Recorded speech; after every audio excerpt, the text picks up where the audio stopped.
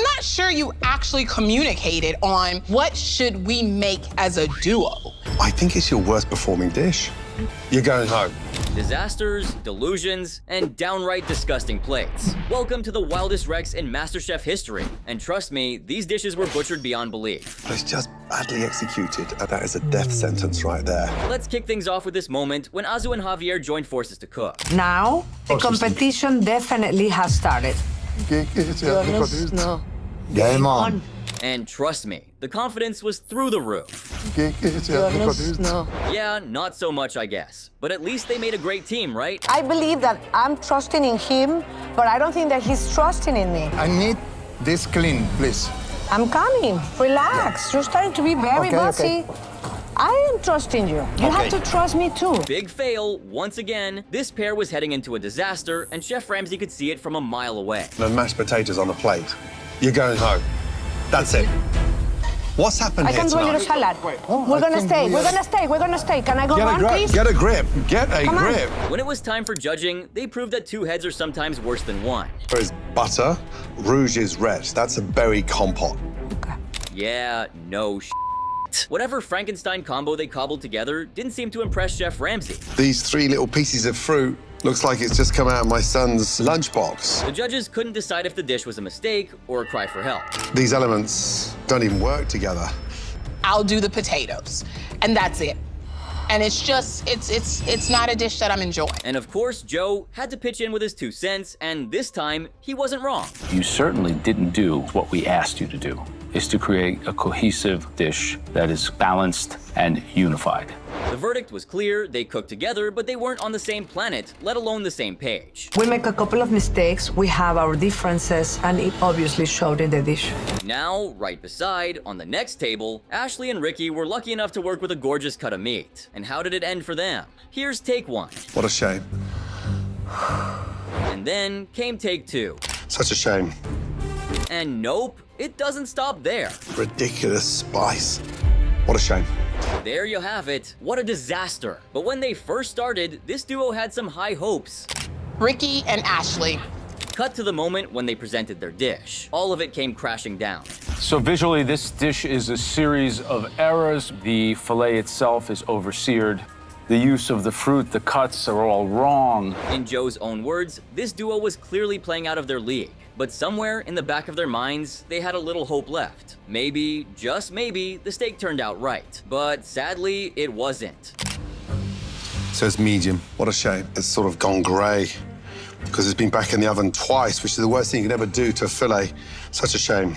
Yes, he didn't hold back, and might have taken it personally. Listen, there's nothing dynamic on this plate. The mango's very strange, and the fillet is just screaming for help. When you have a Rolls-Royce cut, it doesn't need rubbed in such ridiculous spice. What a shame. Meanwhile, Zach and Michelle had the advantage from the previous challenge. We have a leg up on everybody else, so we need to make sure we're using it wisely, and we're prepared to do that. But that's not how things went. So it looked like your advantage backfired in more ways than one tonight, huh? A little bit. Yeah, that's for sure. I mean, sure, the dish sounded fancy and all that, but it looked horrendous. When you cook a duck like that, and you've got that much raw fat, we can't digest that. Never send a plate like that in my ration. It's just a mess. Now, let's not forget, at this point, the judges haven't even tasted the dish yet. And when they finally did, it turned out to be even worse. The sauce doesn't even have the right consistency, and it's sweet and sticky like cough syrup on my teeth. Everything eats sweet. The greens, the sauce, there is no balance. Wrong texture, wrong execution, wrong everything. But what Chef Ramsay said next, it was cold, cutting, career killing. An expensive protein, right? And you did not do it justice. And right now, you may have one foot out the door. But here comes the next contestant representing the Gens group, and she was here to replicate her dish that went viral. So I'm making a salmon-aged kimchi fishbowl with spaghetti and miso butter asparagus. Yup, that's Fatima for you. And this recipe hit some big numbers when she posted it on her page. What type of numbers are we talking about? I think it was about 6 million views. That is incredible. Yeah. But the dish she finally plated, it went viral for all the wrong reasons. You've got one of the best cuts of salmon, and I don't think you've done it justice. The judges were confused, alarmed, and maybe a little concerned for her. The seasoning on the actual salmon is good, but it just doesn't work. It was a mishmash of clashing flavors, with no cohesion and a presentation that raised more questions than it answered. You have to have certain instincts when you approach ingredients. And like an aged salmon is not something you're going to grind up and make something because everything is intensified. Soon, the tears started to flow, but the criticism just wouldn't stop. And the problem in here, there's so many flavors, it's just like mass confusion. Thank you, Fatima. Thank you. But here comes Sunshine, who walked in with a ribeye and walked out with a public execution. Made a dry aged ribeye with a mushroom pecorino gratin and pan-seared Brussels sprouts with aged pancetta. But show this next clip right after. Tonight's forecast, such a shame. I mean, just look at that. The steak was practically mooing. Unfortunately, that's way too raw. Yes. And the white fat inside, nothing has got in there, so that's a shame. Nothing had worked. Not the technique. Sunshine, whatever happened in that oven rendered this whole gratin like it tastes like butane. Not the taste. It's all much too heavy. You have basically undercooked potatoes, and so a lot of problems with this dish. Not even the logic. Seasoning on the sprouts is delicious. And then comes the clash. The super rich, fatty potatoes with the undercooked ribeye. But despite all that, there was this one contestant who had it worse than Fatima and Sunshine, Christopher. I made a steamed aged snapper with aged kimchi puree. The plate looked like it was assembled with tongs and zero pride. It just looks so unappealing. The puree is sopping up all the miso broth, and it's all kind of just deconstructing as we're watching it. That kimchi puree, wrong dish, wrong place, wrong century. The fish might have had a fighting chance, but everything around it dragged it down like culinary dead weight. It's just this daikon puree is marring all the beautiful work you've done. And just when you think he had time to recover, came another bigger blow. What lets this dish down is the puree. It doesn't suit the dish. I love the idea of that miso broth. Season 14, Episode 8. Anyway, after all those skating remarks, now who's ready for some dessert? I'm talking about Anna's brown butter coffee cake from Season 14. I feel like I'm melting. I feel like things are surreal. The woman served a leaning tower of regret. I made a brown butter coffee flavored cake with salted caramel frosting, chocolate whipped cream, and chocolate ganache. Oh man. It was less dessert, more architectural failure. That thing was tilting like it had given up halfway through being a cake. And the frosting? Enough to coat a toddler and still have leftovers. Anna, the sponge cake is wrong. It's coarse. The filling is off balance, too dense. The frosting is inedibly sweet. Like every component is flawed. Joe gave her a business casual takedown, calling it an ambitious misstep, which is rich because this thing backfired from the moment it was frosted. I think you really wanted to do something really elaborate, but ambition got the better of you here. The cake is lopsided and literally falling apart. Chef Ramsay didn't hold back either. Anna may have skipped the flavor balance, but she sure didn't skip the sugar. It is incredibly sweet. I love the salted caramel, but it's almost sickly sweet in a way that I cannot take a second bite.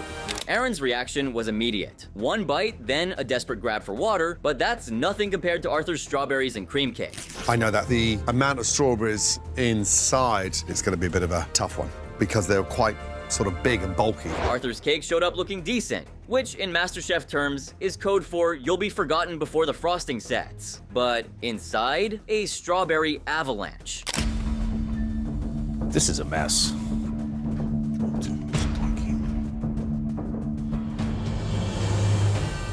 He stuffed in so many berries, the sponge practically tapped out. One judge called it too simple, which was the nice way of saying, congrats on wasting our time.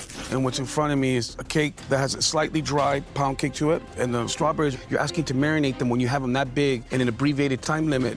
You're not gonna get that maceration that you want for those strawberries. Aaron didn't sugarcoat it, just called it clunky and dry. The kind of adjectives that haunt bakers in their sleep. It is overloaded with cream. A beautiful strawberry jam would have been a nice alternative. Yeah. But it's a tough one, this one, Arthur. It's not good. And Chef Ramsay, classic Ramsay. He first said it wasn't the worst, which is the most brutal way of saying you're safe, but you shouldn't be. But what Giggs did was worse. I made a vanilla cake with blueberries and cream cheese frosting. I mean, Giggs proudly signed his name on the cake, like owning the disaster somehow softened the blow. It didn't. And then it's not even spelled correctly, so it's a cake to get inspired by childhood memories. If you ask me, the frosting was the real villain here. Thick, messy, and unbaked where it mattered. Why would you put flour? Just to thicken it up a little bit. I can't taste it. I tasted the... Oh, you're a judge now? He actually mixed in raw flour. Raw. It wasn't a mistake, it was a crime. Ramsay looked at him like he'd licked a wall. Don't put raw flour in a frosting. Period. raw flour is raw. Like, people are not meant to eat raw flour. Joe, visibly horrified, had to remind him of something crucial. It's useful, but it's tough to find a beacon of light here. Even Aaron, the human ray of sunshine, gave up trying to find something nice. I guess that says everything. Season 14, Episode 10. Jeet's beer-battered fish with smashed potatoes and beer and tomato chutney. Let me put it this way. If Jeet's plating had a Tinder profile, you'd swipe left fast, and then report it for misleading presentation. It's just all stuck on this sort of brown puddle that makes the food look so uninspiring. From a distance, the plate looked like he was actively trying not to impress anyone. No color contrast, no finesse, just a lump of fish next to a vague mound of potatoes and a blob of red stuff that looked like it lost its will to live. And here's the twist. So, fish is cooked beautifully. It's a very smart technical move, salting that fish before battering it, so you know how to fry. The chutney, too, actually punched. The dish is a bit misconceptualized, but it tastes a lot better than it looks. But none of that mattered because the dish arrived looking like it had been carried through a mild earthquake. It's a competition, Jeets, and you need to cook your best dish every night in this kitchen. Judges complimented the taste despite the visuals, which is another way of saying, congratulations. You made something great look completely forgettable. Jeet had the tools. He just left the toolbox open, spilled everything, and walked away. Daniela went all in on the beer theme, and somehow still served a dish that felt hangover level underwhelming. The concept, solid. The execution, like she got bored halfway through and thought, meh, close enough. They do look a little bit undercooked. Right, let's get in there, shall we? Those shrimp... You can see they're slightly under there, right? Oh yeah, look at that. I apologize. Still clinging to their raw phase like they weren't ready for commitment. The rice had beer in it, but no personality. And then the rice just needs lifting because it's just a little bit bland. Yes, chef. Thank you, chef. And the sauce? It was just there, like a supporting character who forgot their lines. But that sauce might have been reduced a little too far. That salinity's a touch high on this one. Joe was ruthless in his assessment, as he usually is. He basically said, this has zero presence. You'd blink and forget it existed. This dish lacks the gravitas, the thought, the cooking that goes behind a winning dish. Yes. So here's the question. Was this just a case of a decent idea getting lazy treatment? Or was the whole thing doomed from the start? Go ahead, fight it out in the comments. I'm listening. Meanwhile, here's one from this season's auditions. It tastes strange and a sponge texture like no other. I love your spirit and the energy, but I'm not in love with your food. Lexi, I'm sorry. That's a no from me. Well, well, well, that's Lexi Martone's signature good vibes dish for you. I mean, you could feel the grit of almond flour and disappointment, and the feedback kept getting worse. That one was like tough to swallow. That's one of the worst dishes I ever tasted. We are deep in the age of avocado enlightenment and kombucha wisdom. What in there? What? Was that a candle? No, this is sage. We need to cleanse the energy. Cleanse the what? The thing about our generation, we're into witch stuff. Oh, come on, guys. So, if your dish flops, blame the moon. Season 13, Episode 5. Now, let's step into Season 13, and Kendall served a plate that looked like he closed his eyes and hoped for the best. Is the proportion of each item intentional, or is it just kind of random? Just kind of random. I mean, that look of suspicion on Joe's face says it all. I really and truly kind of threw it together at the end. You can definitely see that. Yes, sir. The chicken was fine, great even, but the rest of it, bland croquettes, weird balance, and a plate that felt like it came with a shrug. I think those croquettes are crispy on the outside, but zero seasoning, which is very un-southerly of you. Let's be fair. It was not a disaster, just the kind of forgettable that gets you quietly sent home. It's not terrible.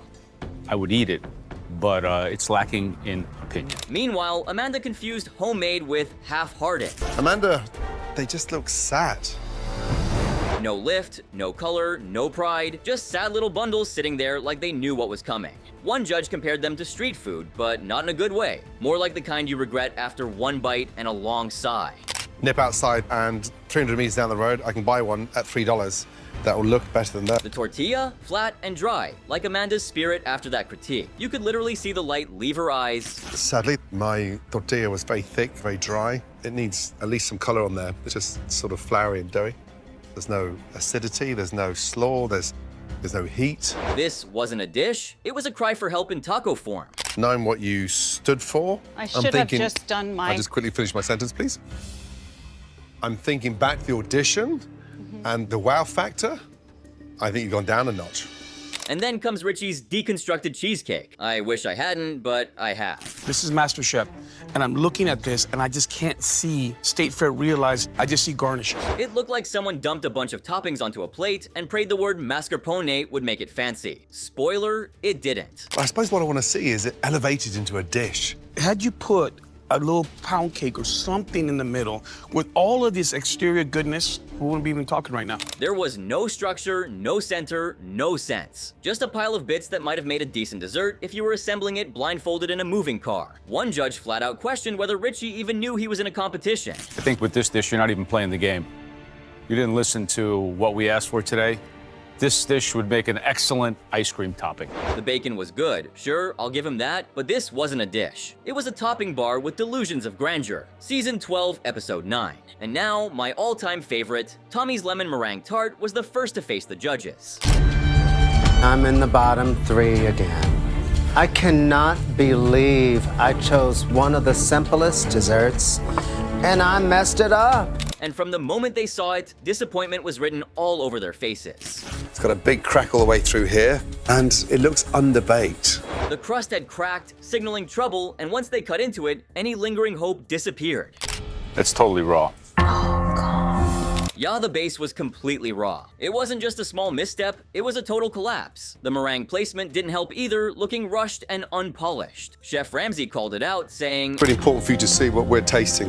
We've got more pastry than we have curd. That's just pure pastry. Next, Shelley's Napoleon attempted to impress, but fell flat before it even had a chance. The layers of pastry had been baked properly, but the dessert's overall presentation was a mess. This dish prides itself on presentation, which you've got nothing of. It lacked the elegance expected from a Napoleon, and the judges couldn't understand why she had picked something so technically difficult when it was clear she struggled with finesse. Life is hard enough. Don't hurt yourself. Thank you. Actually, wise words from Joe. The filling was passable, but nothing about the dish stood out in a good way. Pastry's actually cooked quite nice. You have to close your eyes and forget that it's an ugly-looking dessert. There's absolutely no sugarcoating it. Finally, Bree's strawberry pistachio tart made its way to the judges' table, and the reaction was instant. Shock. You pride yourself on appearance, and this looks so amateurish because it's so pale and underbaked. And while the taste was slightly better than its appearance, it wasn't enough to redeem the dish. I'm not proud of it by any means. Ditto. Ouch. One judge appreciated the cream, but another found the entire thing inedible, which sealed its fate as a failed attempt. Disagree with Joe, I disagree with Aaron. It's not edible, it is raw. But you know what? I trust Chef Ramsay's judgment more. Season 11, Episode 12. But wait till you see Anne's grilled baby squid with fried prawn. I saw her plate and genuinely thought it was missing a filter. This platter of dishes, it just lacks the color. Colorless, lifeless, and styled like someone asked AI to generate seafood, but sad. The parsnips? Shaped like something you'd see in a children's picture book. You have to listen to what Joe had to say. The parsnips I just can't get over. They're like cartoonish for me. I mean, maybe your intention was right, but you would never serve anything like that. The marinade on the squid? Non-existent. Like, did it even touch seasoning or just get waved past it? Yeah, I mean, for me, there's a lot of technical shortcomings on this dish, Anne, and I think you're smart enough to know where you could have improved, right? Yes, chef. Now, Sue served a plate that was 90% promising and then completely tanked the other 10% in a way no one will forget. We devein shrimp, right? Yes, chef. That's basic 101. You don't even need to go to culinary school for that. Okay, let's start with the shrimp. Grilled, gorgeous, and unfortunately accessorized with something no diner ever wants to see. What I'm mortified is you've left one of the poop sacks in. The poop sack? Yep, just chilling there on national television. One judge looked physically wounded. The message that you're sending to each and every one of us is you cannot be bothered to clean the shrimp. HK nerds, can you list all the contestants on Hell's Kitchen who did the same blunder? The dumplings? Actually decent. Balanced filling, good technique. But the fried pork? Dry enough to file paperwork. One judge straight up questioned her readiness to be in the competition. Very hard to fry pork. It has no fat in there. You know, it goes dry quickly, especially when you're deep frying it the way you did. Season 10, Episode 7. No, I wanted to go chunks. I heard you saying if you're gonna do a banana, do 1.5 inches or 2 inches thick. So immediately in my mind, I think, all right, so my pineapple should be 1.5 inches to 2 inches thick. Now, going into Season 10, Sam made one bad call and it wrecked everything. He heard Gordon talk about banana slices and just copy-pasted that logic onto pineapple. Completely different fruits. So I would have done rings. Understood. 1 inch and cut the rings in half. The chunks were huge. They didn't caramelize. The tart was soaked and dripping all over the place like it was melting under stress. I'm really equating this to like when you get a pizza that doesn't have enough cheese, and then you kind of swipe it down, and you're just left with the bottom of the crust. It wasn't golden, it wasn't crisp. It was a wet, heavy mess sitting in its own juice. One look and you knew he didn't think it through. It's just the construction of it is lacking a lot. This wasn't a dessert. It was a lesson. Next. I overcooked my caramel. I'm not proud of this dish at all. Sarah burned the caramel and decided to serve it anyway. What hit the table looked scorched, and not in a bold, intentional way. It has a little petrol-y, acrid situation, but I think the peaches are cooked perfectly. So, the peaches held up, but the flavor told a different story. One that tasted less like dessert and more like regret. The judges took one bite and their faces said everything. What one of them compared it to, you'll want to hear it yourself. A little aftertaste. It's kind of like the acidity and caramely taste that you get when you eat cough syrup. Yikes. Evan was given a masterclass on how to prep apples. He nodded, smiled, and then did the exact opposite. Did you cut the apples further than half? No, I cored and quartered the apple. The tart came out dry, flat, and completely missing that rich caramel layer it should have had. It looked like a pie someone sat on. Do you often bake without a timer? Do you drive without looking at the speedometer? I don't drive that often living in. Then came the best part. When asked if he followed the cut instructions, Evan confidently explained how he did less than what was shown, as if math was optional today. So the problem you've got there is that they'll never, ever retain any form of structure whilst caramelizing. I didn't cut mine into quarters. He thought he knew better than Ramsey. The judge's reaction? You'll hear it. It starts with confusion and ends somewhere near disbelief. It's like a... Where is the caramel? Look, there's nothing. There's no caramel. Nothing. Where is it? This is not a tarte tatin. This is an apple tart. Up next, my top contender for the absolute worst dish on the show. They're salty. That's seriously salty. Courtney's donuts were inedible. Full stop. A raspberry and blood orange icing. How'd you let the salt slip? And there you have it. The flops, the fiascos, the full-blown flavor failures that turned the MasterChef kitchen into a cautionary tale. So, who do you think had it worse? Go ahead and let me know in the comments below. And if you like this video, don't forget to drop a like, subscribe, and turn on the post notifications.